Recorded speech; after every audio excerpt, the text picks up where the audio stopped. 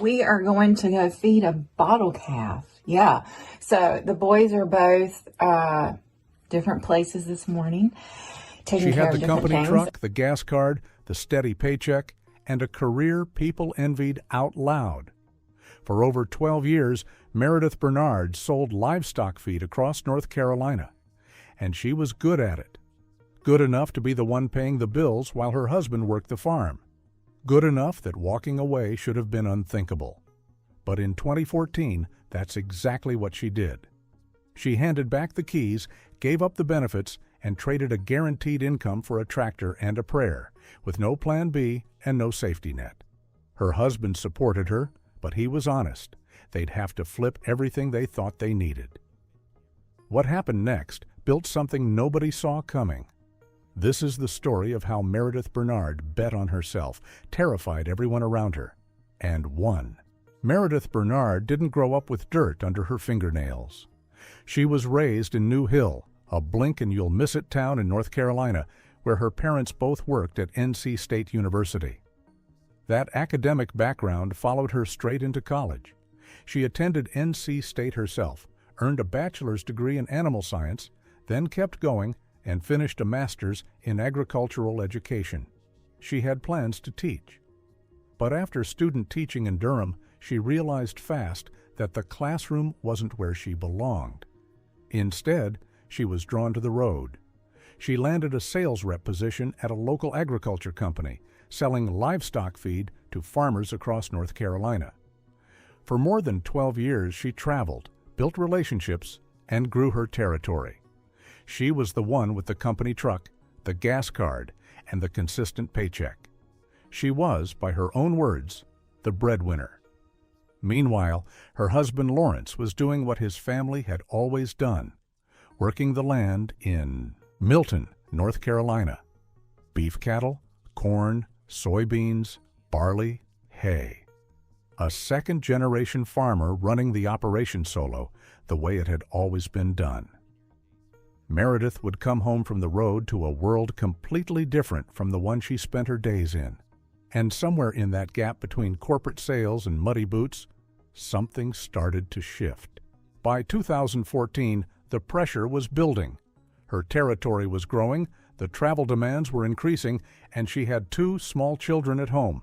Something had to give. And for Meredith, the math was simple. No career was worth missing the life that was happening without her. So she made the call. She walked into work, handed back the keys to the company truck, returned the gas card, and said goodbye to the steady paycheck and benefits she'd carried for over a decade. No backup plan, no guarantee that anything waiting on the other side would work.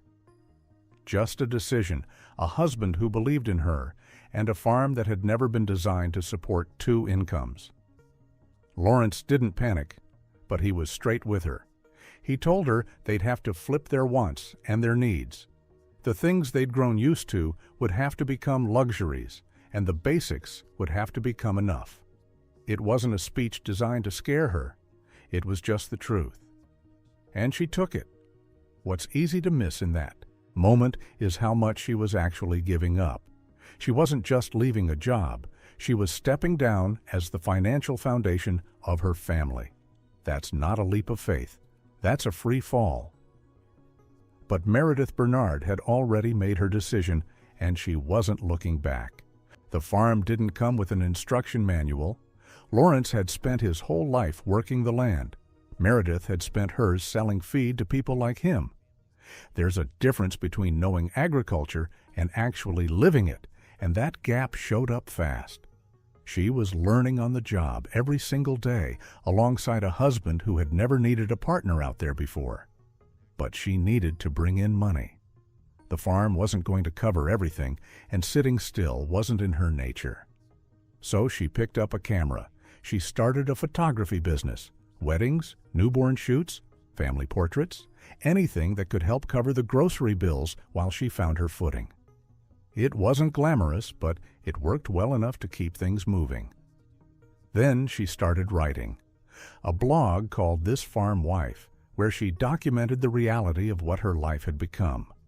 The mud, the calves, the broken equipment, the meals cooked on cast iron after a 12-hour day outside. She wrote the iya, ways she talked, honest, warm, and completely unfiltered. And people found it. Readers who had never set foot on a farm were showing up because something about her stories felt real in a way that most content didn't. She had tapped into something without fully realizing it yet. The photography paid some bills, the writing built an audience, and a few people in her corner kept pushing her towards something she hadn't considered. The suggestion kept coming up. You should do video. Friends would mention it, people who followed the blog would ask about it, and every time Meredith heard it, her answer was basically the same. No, she didn't like being on camera, didn't feel natural in front of a lens, and wasn't convinced anyone would watch a woman document her day on a North Carolina cattle farm. She tried a couple of videos anyway, posted them, and felt nothing but doubt. So she let it sit. For an entire year, the idea collected dust. Then she went to Iowa. FarmHer was hosting their very first conference, and Meredith made the trip. She walked into a room full of women who were doing exactly what she was trying to do, telling agricultural stories, building audiences, connecting people to the land. Something shifted. She came home from that conference with a feeling she couldn't shake, like there was something more waiting if she was willing to try again. So she did.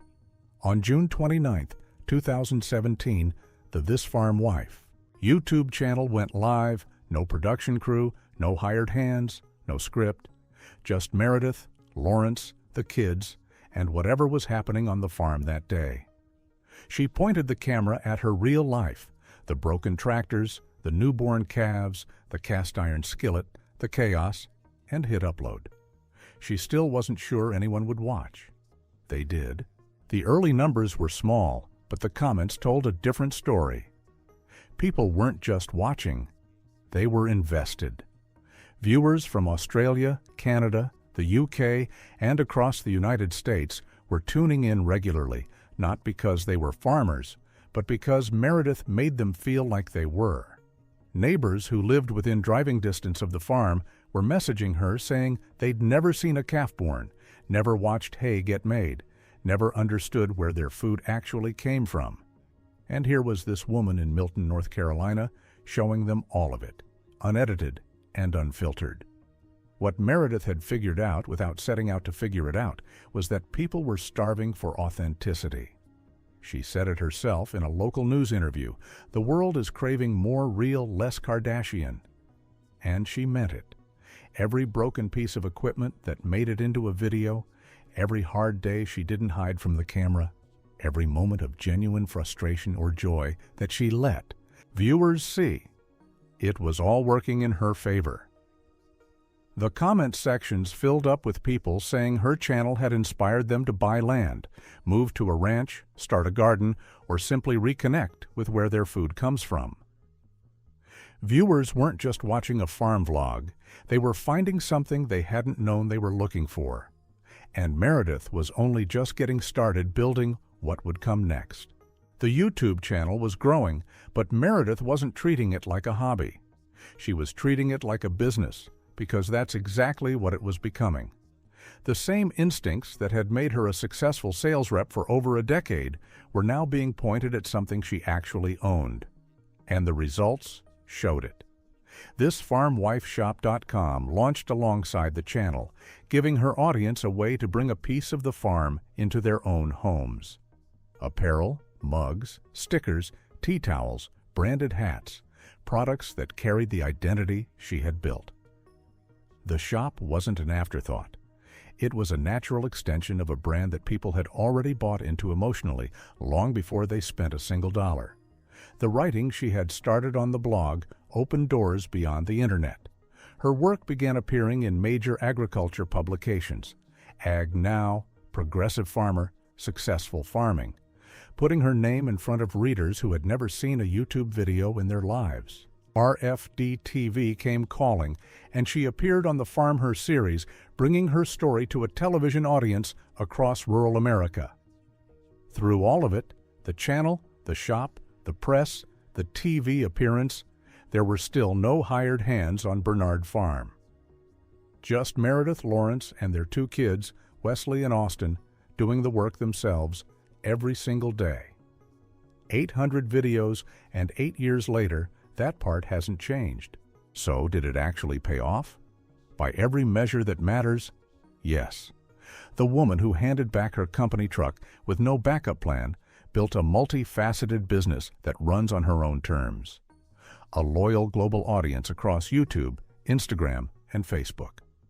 A merchandise brand, freelance writing credits in major agricultural publications, a television appearance, and a working cattle farm that is still standing, still producing, and still entirely theirs. But the payoff Meredith talks about most isn't measured in any of that. It's the kids homeschooled at the kitchen table. It's Lawrence's words coming true in a way neither of them expected. You're not going to make a living, you're going to make a life. She wanted to stop missing moments. She stopped missing them. The corporate job offered security. What she built instead offered something that security never could. A life that was completely, unapologetically hers.